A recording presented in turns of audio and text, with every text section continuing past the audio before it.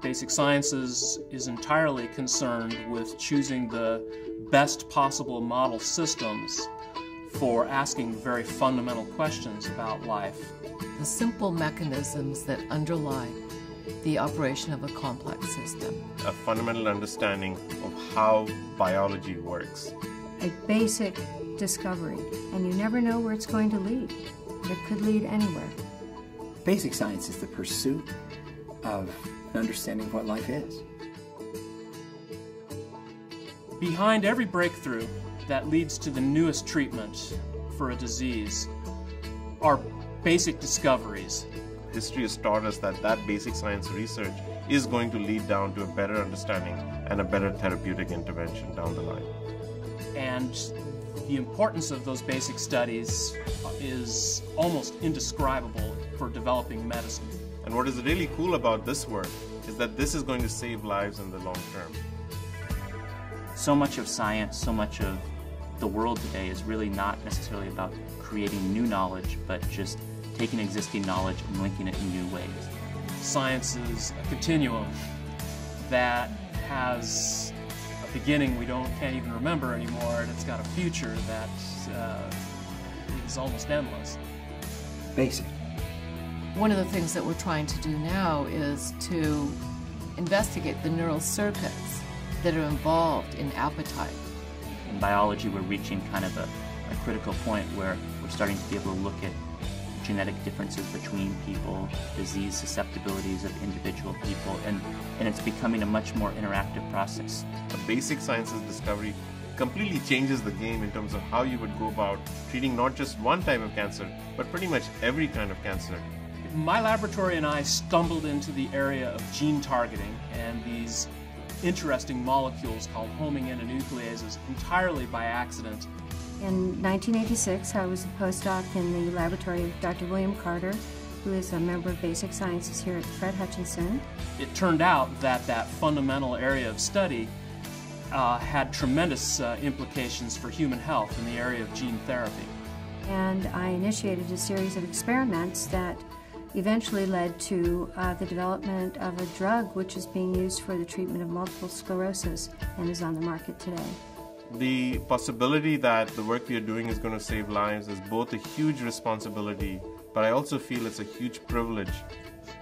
I saw people get out of wheelchairs and walk, people who were blind who could see, and I can't describe to you how I felt knowing that what I had worked on almost 30 years before with a simple, basic experiment had led to the development of such a powerful drug that was changing the lives of so many people.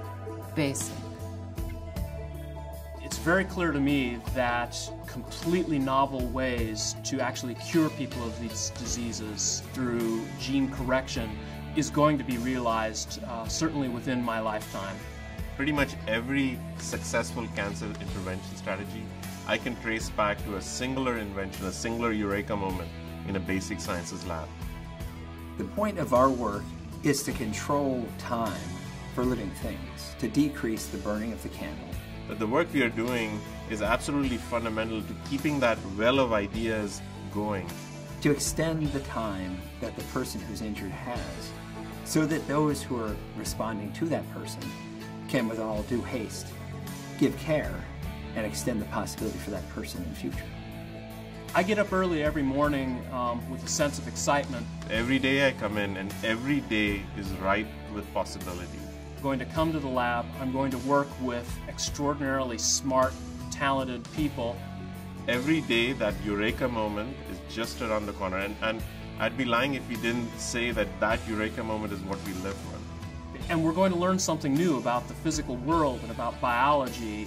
When you and maybe some of your students have this unsaid realization that you have figured out something. And it's an extraordinary feeling to realize that you know something about the physical world that no one else has ever known before. Absolutely nobody in the world has even thought of, even as a question, and you figured out the answer. It's really sort of the center of why basic research is so incredibly exciting. Basic. Supporting basic science is a way that you can support the discovery of how systems work that is critical to developing ways to prevent and cure disease. The opportunity to contribute knowledge to the field of human health it's an honor as well as an incredibly exciting opportunity.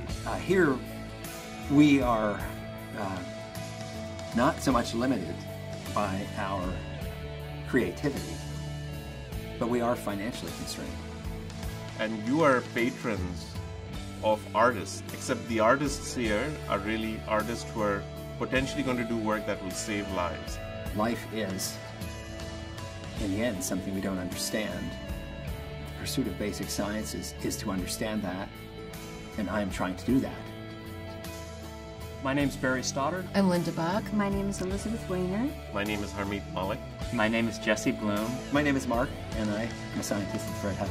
And I'm a member of the Basic Sciences Division At the Hutch. Fred Hutchinson. At the Fred Hutch Cancer Center.